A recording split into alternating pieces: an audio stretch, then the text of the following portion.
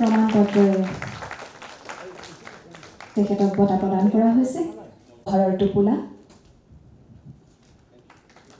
মহেশ বৰুৱাক মই মঞ্চলৈ উপহাৰৰ টোপোলা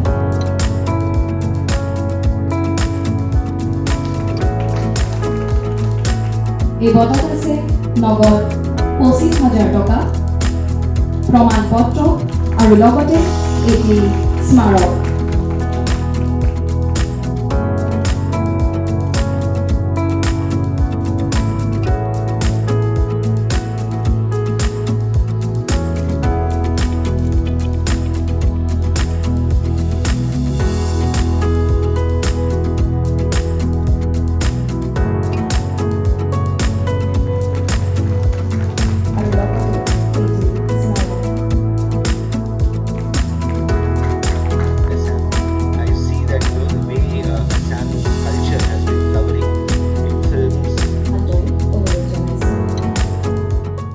আজি বিশ্ব ফটোগ্ৰাফী দিৱস, ৱৰ্ল্ড ফটোগ্ৰাফী ডে।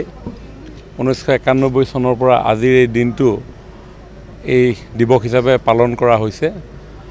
ফটোগ্ৰাফী কেৱল মাত্ৰ এখন আলোকচিত্ৰই নহয়, বৰঞ্চ এখন ফটোগ্ৰাফৰ মাজত মননশীল চিন্তাৰ পৰা আৰম্ভ কৰি স্মৃতি, ইতিহাস, কল্পনা বহু বিষয় সোমাই থাকে।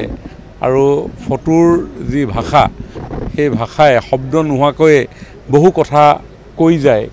আৰু তেনে বহু ফটো আছে যিবিলাক ফটোৱে ইতিহাস ৰচনা কৰিছে। গতিকে আজিৰ এই দিনটো মানৱ সমাজৰ কাৰণে এটা অতি গুৰুত্বপূৰ্ণ আৰু তাৎপৰ্যপূৰ্ণ দিন।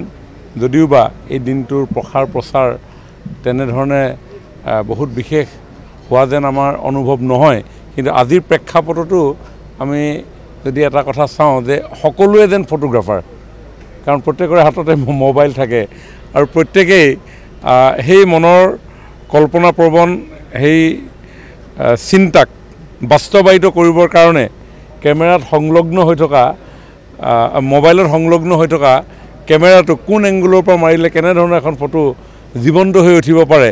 তাৰমানে ফটোগ্ৰাফীয়ে আমাৰ মনবিলাককো জীৱন্ত কৰে, প্ৰাণৱন্ত কৰে আৰু পজিটিভ এটা ভাইব্ৰেশ্যন, এনাৰ্জেটিক এটা এনভাইৰনমেণ্ট ক্ৰিয়েট কৰাটো যথেষ্ট অৰিহণা যোগায়। আৰু সেইকাৰণে মই ভাবোঁ যে ফটোগ্ৰাফী এই দিনটোৱে মানৱ জীৱনলৈও সুখানুভূতি কঢ়িয়াই আনিব পৰাকৈ যথেষ্ট ইয়াতে সামৰ্থ্য আছে।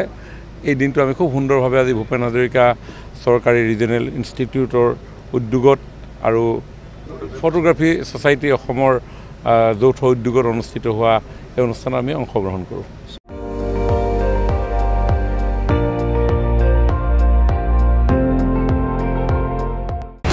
আপুনি চাই আছে ND24, সৰ্বশ্ৰেষ্ঠ নহয়, সৰ্বোত্তমৰ দৌৰ।